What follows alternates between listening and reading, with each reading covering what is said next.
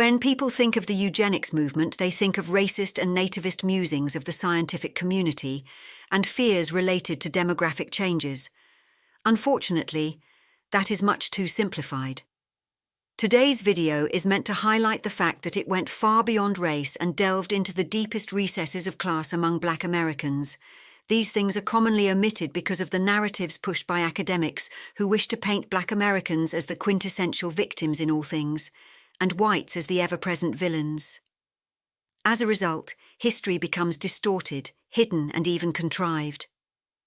I'll even go as far as saying that woke describes the ability of one to point out the immorality of others while simultaneously being willfully blind to one's own moral failures.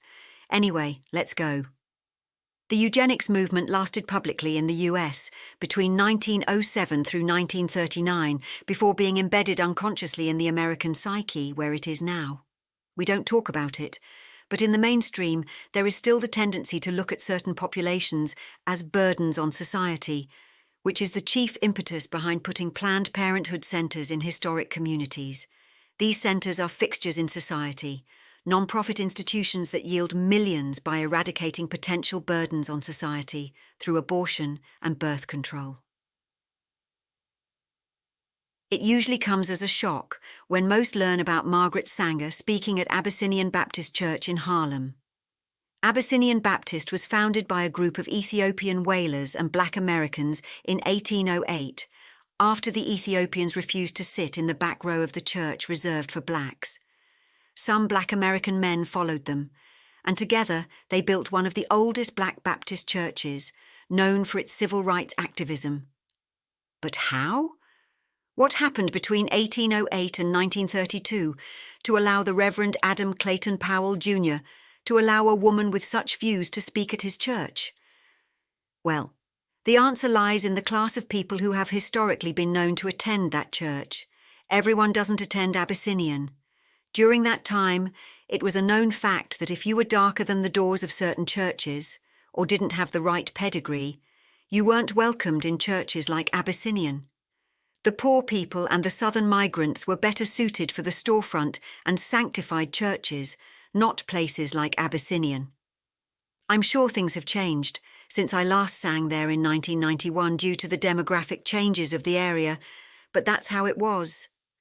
And along with the class distinctions came the beliefs of people like W.E.B. Du Bois and the talented 10th. Du Bois was very much an advocate of eugenics, but of course that gets swept under the rug, while he's hailed as a bulwark of black thought.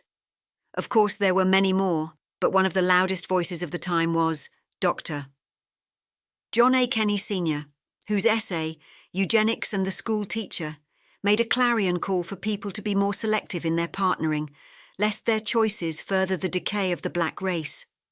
His rhetoric included rants about the rake and libertine of the race being permitted to socialise with our best and brightest. Using the metaphor of a dance, he went on to describe a beautiful, well-dressed young woman who was in high demand as actually someone freshly out of prison, an imposter who should have been restricted from accessing the dance floor, as he called it. What he meant was the marriage pool, and according to him, those who were unfit or had no interest in motherhood would remain single. Dr. Kenney is most well known for founding and building Kenney Memorial Hospital in Newark, New Jersey, which closed in 1953. It has since been known as New Salem Baptist Church. The eugenics movement within Black America was so far-reaching that it sparked social events such as the Better Babies contests, in which eugenically paired individuals entered their children and their pictures posted in the newspapers. Most of those people who were born during that time were well into adulthood by the time I was born and attending school in the 70s and 80s. Yet, if you lived in a predominantly black community during that time, there were a mix of classes living in the same area. Many of those people were members of Jack and Jill and other fraternal organisations. And although you attended school with their grandchildren, you knew exactly who they were because they still held those same eugenic beliefs. If you were poor, light but not light enough, your lips were too big, or your hair too nappy, you were judged. They'd even suggest who you should and should not date to bring out the features or the colour. In fact, if I had to put a face on that generation, it would be that of the abortionist, Dr. Kermit Gosnell. He was raised by the eugenic generation. He ran an abortion clinic in West Philadelphia. He truly believed he was eradicating racial decay.